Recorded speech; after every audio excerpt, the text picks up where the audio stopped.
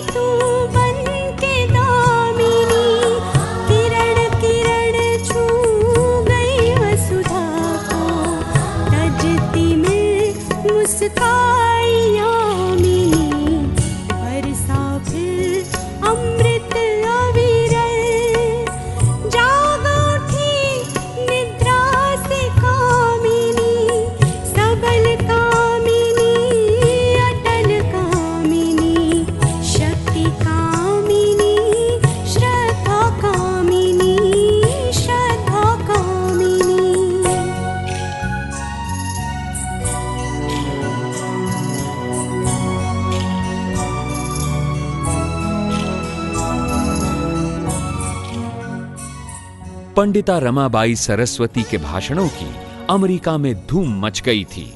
अनेक स्थानों पर तो भारतीय स्त्रियों के बारे में उनके व्याख्यान इतने मर्मस्पर्शी थे कि कई दिनों तक अमेरिका वासियों के कानों में गूंजते रहे थे।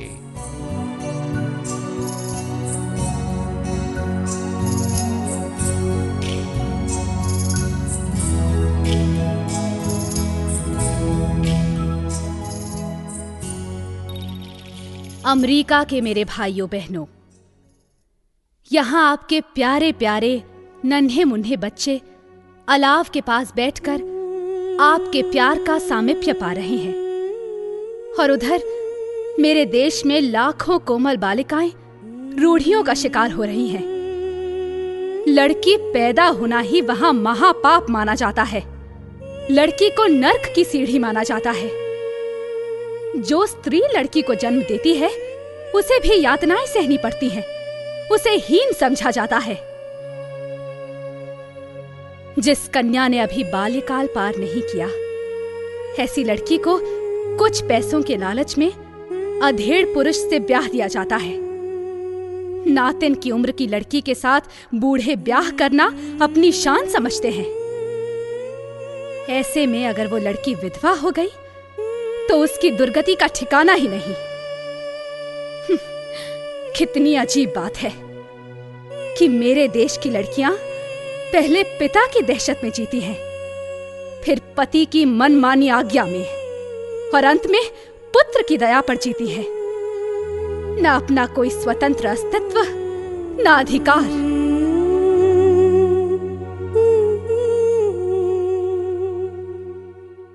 बहनों, क्या मेरे देश की स्त्रियों के लिए आप कुछ नहीं करेंगी? उनकी दशा जानकर क्या आपका हृदय पिघलता नहीं? ये मानवता की पुकार है।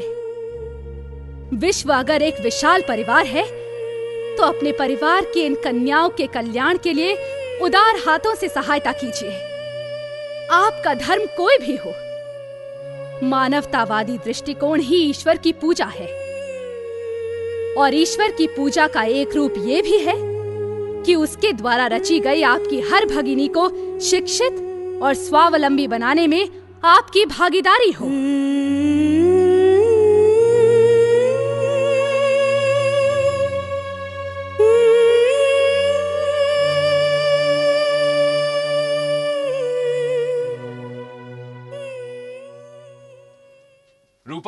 रूपा आ गए आप। रूपा, ये रमाबाई तो कमाल पर कमाल किए जा रही। ये देखो, भाषण माला के बाद अब उनका ये नया प्रयास भी कितना सफल हो रहा है। अच्छा, तो ताई की लिखी ये पुस्तक आपके पास भी पहुंच गई। तुम भी क्या बात करती हो। 120 पृष्ठों वाली इस पुस्तक की लगभग 10,000 प्रतियां बिक चुकी हैं। 10,000 प्रतियां। The high cast Hindu woman, लेखिका हैं रमाबाई डोंगरे मेधावी। इसे रूपा, मुझे रमाबाई का ये नाम कुछ समझ में नहीं आया।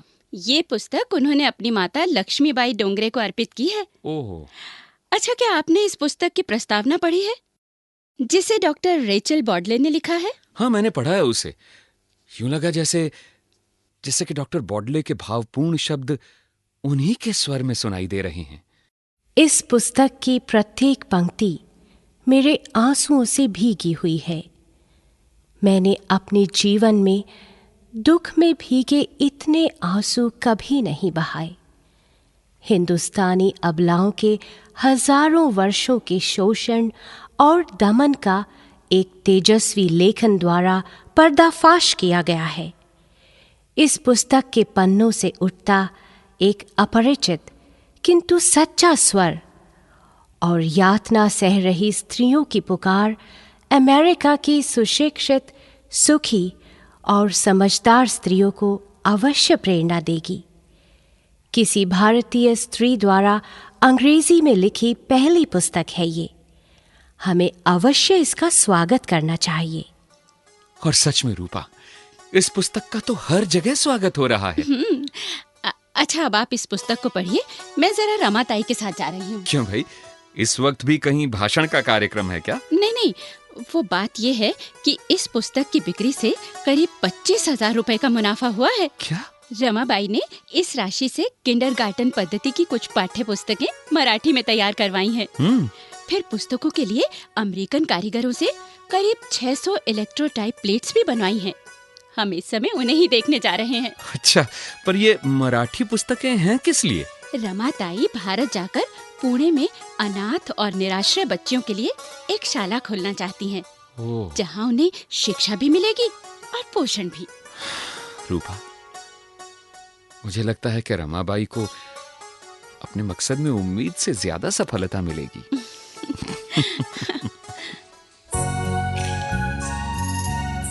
रमाबाई के भाषणों ने अमेरिका के नर नारियों को बेचैन कर डाला था। उनके भाषण सुनकर स्त्रियां तो रोने लगती थीं। अनाथ बच्चियों और बाल विधवाओं के कल्याण कार्य के लिए सहायता भरे सैकड़ों हाथ आगे बढ़े। देखते ही देखते रमाबाई एसोसिएशन नामक एक संस्था की स्थापना भी हो गई। इस संस्था ने रमाबाई को अपना कार्य शुरू करने के लिए आरंभिक धनराशि दी और आगे भी देते रहने का करार किया। यहाँ के वासियों की सहृदयता देखकर रमाबाई के हीरे की कन्नी जैसे नेत्र छलक उठते। कृतज्ञता के भाव से मुखमंडल दमक उठता और निश्चयी होंठ प्रसन्नता से खिल उठते।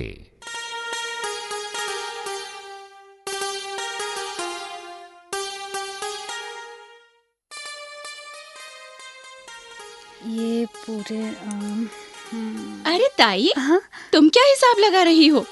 रूपा, यहाँ से कुल मिलाकर 75,000 रुपए की राशि इकट्ठा हुई है। अच्छा, और इस सहायता निधि को अब संभाल कर ले जाना होगा। ले जाना होगा? पर कहाँ? अपनी अंतिम मंजिल की ओर रूपा। हाँ? और हाँ, अब मैं जापान के रास्ते पृथ्वी की प्रदक्षिणा करते हुए अपनी मातृभूमि को लौटना चाहती हूँ। अच्छी बात है रमाताई, तुमसे बिछड़ने का दुख तो बहुत होगा, पर तुम्हारी खुशी इसी में है तो। खुशी भी है और मन में संदेह भी। जाने वहां कौन कौन सी मुसीबतें मुंह बाए खड़ी होंगी। हे भगवान, चाहे कुछ भी सहना पड़े, मैं कदम पीछे नहीं हटाऊंगी। तूने आज तक मुझे जो मानसिक, शारीरिक और आत्मिक बल दिया है, वो आगे भी निरंतर मिलता रहे। मेरी बस यही कामना है भगवान।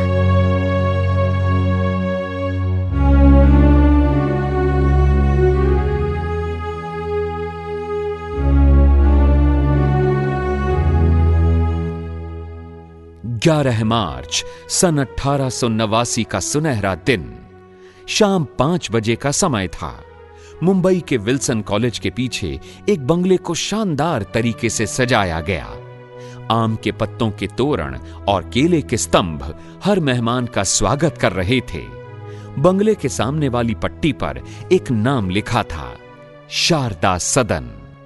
इस सदन में आज जो समारोह हो रहा था उसकी चर्चा हर अखबार और हर टोली में थी।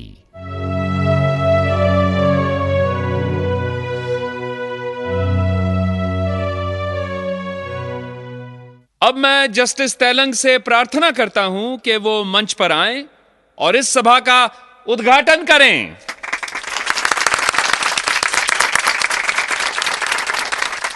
उपस्थित सज्जनों और देवियों, यहां आने से पहले मुझसे कई लोगों ने सवाल किया कि मैं इस समारोह में क्यों शामिल हो रहा हूं। तो मैं इसके उत्तर में यही कहना चाहता हूं कि पंडिता रमाबाई की धर्मनिरपेक्षता मुझे यहां तक खींच लाई है। पंडिता रमाबाई एसोसिएशन के अमेरिका के सदस्यों ने रमाबाई को धार्मिक विषयों के बारे में किसी प्रकार के बंधन या शर्त से नहीं बांधा है। उन्होंने यह भी कहा है कि किसी भी छात्रा की धार्मिक बातों में सदन हस्तक्षेप नहीं करेगा। यहां जो भी शिक्षा दी जाएगी वो किसी भी धार्मिक पक्ष से जुड़ी नहीं होगी। अमेरिका एसोसिएशन ने श्री बामन आवाजी मोडक तथा श्री आत्माराम पांडुरंग को संस्था का न्यासी नियुक्त किया है। इस सदन को बड़े बड़े महानुभावों का आशीर्वाद प्राप्त है और प्रकांड विद्वान मैक्स म्यूलर की शुभकामना पंडिता बाई के साथ है। बस इन सब बड़े लोगों के बीच में मैं तुच्छ भी शिरकत करने का हौसला कर बैठा। अपनी हार्दिक शुभकामनाओं के साथ अब मैं पंडिता रमाबाई को मंच पर आमंत्रित करता हूं। आइए। उपस्थित भाइयों बहनों, मैं अंतःकरण से आपका स्वागत करती हूं। आपकी इतनी विशाल संख्या को मैं अपने समर्थन के रूप में देख रही हूं। अमेरिका में मैंने जो प्रयत्न किए, वहां के जनमानस को झकझोरा, उसी के फलस्वरूप रमाबाई एसोसिएशन की स्थापना हुई, जिसका उद्देश्य भारतीय स्त्रियों का उद्धार और कल्याण करना है। इस एसोसिएशन के बारे में खुद कुछ न कहकर मैं चाहती हूं कि मैं इस बारे में आपके मन में उठते सवालों के जवाब दूं। आप में से कोई भी इस बारे में मुझसे कुछ भी पूछ सकता है। रमाबाई, इस संस्था के द्वारा तुरंत किए जाने वाले कार्य कौन कौन से हैं? देखिए, अभी तो पुणे नगर अथवा उसके आसपास उच्च वर्गीय बाल विधवाओं के लिए एक विद्यालय खोला जा रहा है। बहुत जल्द ही इसकी दूसरी शाखाएं भी खुलने लगेंगी, जहां पर हर वर्ग की परित्यक्ताओं, विधवाओं और अनाथ बालिकाओं को शिक्षा दी जाएगी। और वो शिक्षा किस धर्म की लड़कियों को दी जाएगी? आपने यह सवाल जानबूझकर पूछा है, वरना जस्टिस तेलंग की बात सुनने के बाद इस सवाल की कतई जरूरत नहीं थी। इस संस्था का अपना संविधान और नियमावली है, जिसके तहत इस संस्था की शिक्षा संबंधी व्यवस्था किसी पंथ अथवा संप्रदाय से पूर्णतया दूर रहेगी। क्या ईसाई पंथ और मत से भी? जी हां, मैं साफ तौर पर बता दूं कि यह संस्था और इसको मिलने वाली सहायता ईसाई धर्म के प्रचार से कतई नहीं जुड़ी हुई है, क्योंकि मेरा यह कार्य ईसाई मिशनरी का कार्य नहीं है। ये बात क्या आपने अमेरिका में भी कही थी? जी हां, खुले तौर पर कही थी। फिर भी आपको वहां से सहायता मिल गई? नहीं मिली होती तो क्या मैं इतनी बड़ी जिम्मेदारी संभाल सकती? विदेशियों के मन में भारतीय स्त्रियों के कल्याण के लिए जो आस्था है, उससे आप सबको भी सबक लेना चाहिए। मैं आप सबसे प्रार्थना करती हूं कि आप भी इस कार्य में सहायता करें। विदेश से जो सहायता मिल रही है, क्या वो काफी नहीं है? काफी है, लेकिन संस्थाएं सिर्फ पैसों से ही नहीं चला करती। स्वजनों का सहयोग और नैतिक समर्थन मेरे इस कार्य को सच्ची गरिमा प्रदान करेगा। अच्छा, एक बात बताइए, आपने स्त्री शिक्षा के लिए अलग से पुस्तकें क्यों छपवाई? देखिए, स्त्री विकास का आधार है शिक्षा। वो शिक्षा जो उसके जीवन को संवारे, उसके व्यक्तित्व का विकास करे। यहां प्रचलित पुस्तकों में ब्रिटिश सरकार की भक्ति के अलावा और क्या है?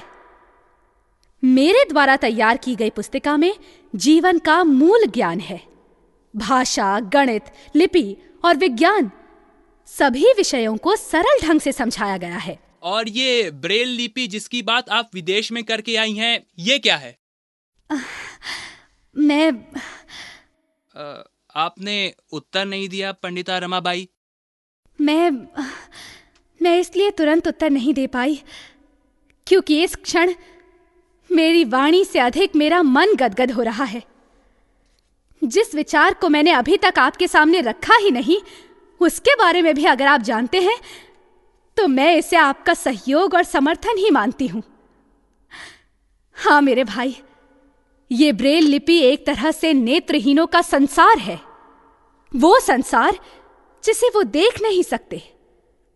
लेकिन इस लिपि में रची पुस्तकें पढ़कर वो इस संसार के बारे में बहुत कुछ जान सकते हैं, पढ़ लिखकर अपने जीवन की राहों को आसान कर सकते हैं।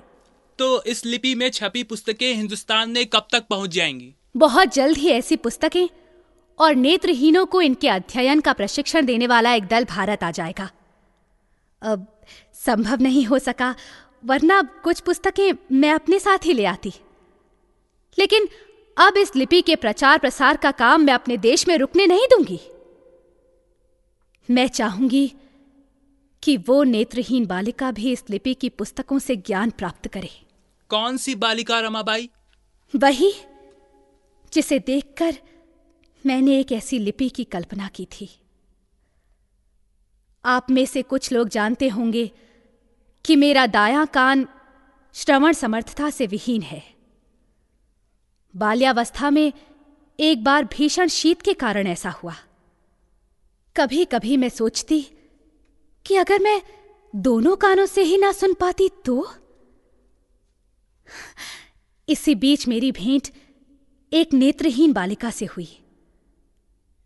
उसे देखकर मैंने सोचा, अगर मैं ना सुन पाती तो भी मेरे लिए संसार ऐसा रंगहीन और कठिन ना होता, और अगर मैं इससे बेहतर हूं तो मुझे अवश्य इसके कल्याण के लिए कुछ करना चाहिए। मैं तभी से नेत्रहीनों के ज्ञानार्जन के बारे में सोचने लगी, और ब्रेल लिपि के इस प्रसार द्वारा मैं अपनी उसी कल्पना को साकार करना चाहती हूं। समय का ध्यान मत दीजिए, आप चाहे जितने सवाल पूछिए, मैं आपके अंतिम सवाल का जवाब देकर ही मंच से हटूंगी। पूछिए सवाल, पूछिए ना।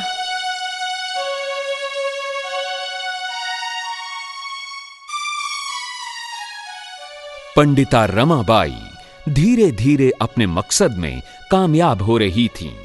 पुणे के उनके सदन में न केवल बाल विधवाओं को पढ़ाया लिखाया जाता था, बल्कि सही वर तलाश कर उन्हें वैवाहिक जीवन के सुखमय पथ पर एक बार फिर चलने का अवसर दिया जाता था।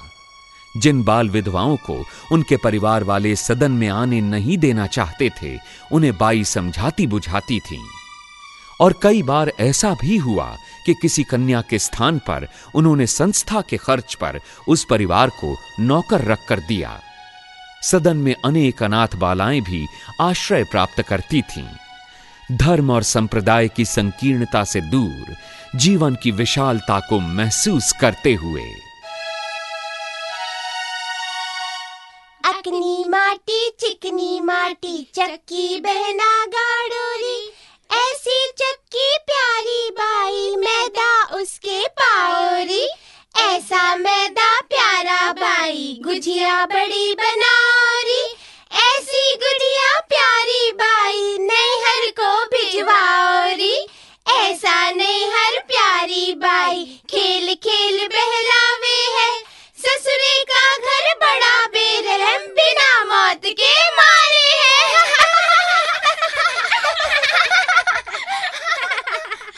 ननद जी, सदन की ये छोटी छोटी लड़कियां घेरे में गीत गाती कितनी अच्छी लगती हैं, जैसे जीवन का सच्चा सुख प्राप्त कर रही हूँ। हाँ, ये सुख इन्हें जीवन भर मिलता रहे, मैं तो यही कामना करती हूँ ईश्वर से। और आपकी लाडली वो जियो, देखिए तो कैसी झूम रही है। यहाँ तो सभी मेरी लाडलियां हैं, और देखा जाए तो सबकी कहानी जीव जैसी ही तो है। ननद जी, इस जीव का विवाह तो बचपन में ही एक बूढ़े के साथ कर दिया गया था ना? हाँ, बीमार था वो बूढ़ा। 9 बरस की जीव उसकी सेवा करती रही, पति की लंबी उम्र के लिए व्रत अनुष्ठान भी करती रही, पर वो चल बसा। पति की मौत को जीव के पूर्व जन्म का पाप मानकर उसे कई तरह की यातनाएं दी गईं और फिर वो भागकर मायके चली गई। पर मायके में भी कौन सा सुख प्राप्त हुआ उसे? हाँ, वहां भी उसे पति घातनी कहकर कोंचा जाता। फिर उसके भाई का विवाह तय हुआ। शादी के दिन जीव को एक कमरे में बंद कर दिया गया। शहनाई का स्वर, पकवानों की सुगंध। नन्ही बच्ची को समझ में नहीं आ रहा था कि उसे आखिर बंद क्यों किया गया है। वो मौका देखकर भाग निकली। विवाह मंडप जाकर पिता के पास बैठ गई। बस फिर तो जैसे आसमान ही फट पड़ा।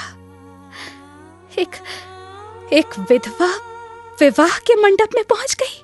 हाँ, आसमान तो फटना ही था।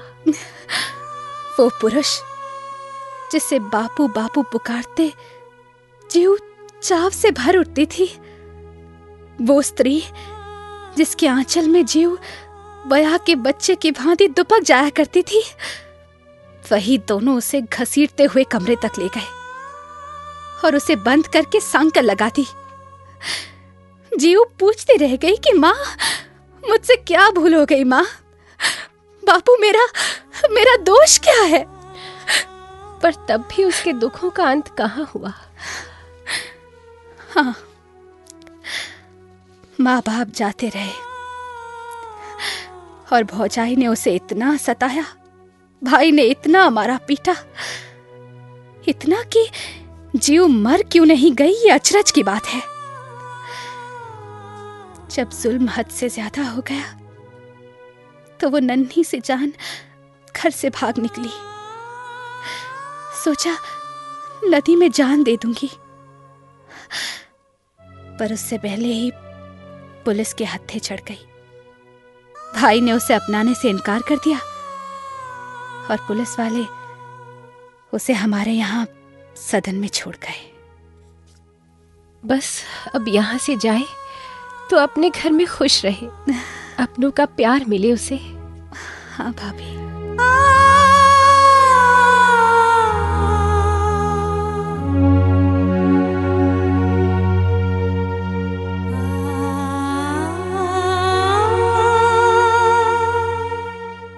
रमाबाई और राधा की बातें अभी खत्म भी नहीं हुई थी कि रमाबाई रांडे साहिबा वहां पहुंच गईं। एक अनाथ विधवा और उसके बच्चों की जिम्मेदारी रमाबाई को सौंपने के लिए। वो लड़की क्या थी? केवल एक शाखा भर थी। सर मुंडा हुआ, आंखें धसी हुई और शरीर पर मारपीट के काले नीले निशान, हाथ की चमड़ी पर दागने के घाव। एक बच्चा तन से चिपका हुआ। बच्चा क्या था? यूं लगता था जैसे कोई छिपकली दीवार से चिपकी पड़ी हो। उसकी हालत देखकर रमाबाई की आंखें भर आईं।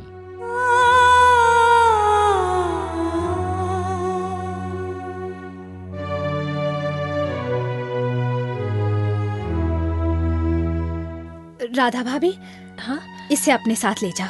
हाँ। नहलाओ धुलाओ, अब कुछ खाने को दे देना। हाँ, अच्छा। और फिर इसे सो जाने देना। जब नींद से जागेगी तो मैं इसका खुद उपचार करूंगी। या भाभी, तुम रहने दो, तुम इसके लिए भोजन बनाओ, मैं खुद ही इसे नहलाती हूँ। पर ननद जी। भाभी, देख नहीं रही, इसे खाज की बीमारी है और मैं इसकी देखभाल में वितृष्णा का भाव नहीं आने देना चाहती। आप इसका औषधि उपचार करेंगी?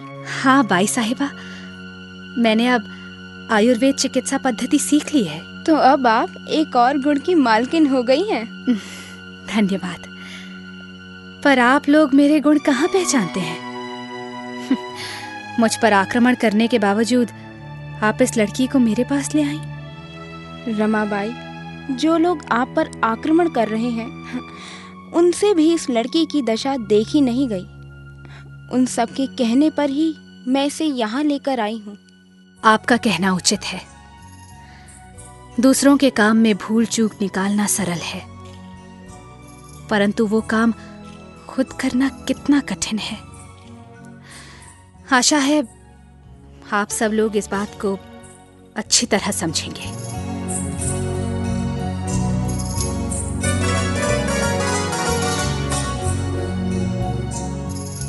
इस तरह रमाबाई अपनी राह की हर रुकावट को अपने कौशल और व्यवहार से पार करती जाती। इसी बीच मुंबई में इंडियन नेशनल कांग्रेस का 5वां अधिवेशन तय हुआ। रमाबाई ने सोचा इसमें स्त्रियों को भी शामिल होना चाहिए। स्त्रियों को राजनैतिक सबलता दिलाने में पंडिता रमाबाई कितनी सफल हुईं, ये हम जानेंगे इसी धारावाहिक की अगली कड़ियों से, जिसका नाम है ज्योतिर्पुंज पंडिता रमाबाई।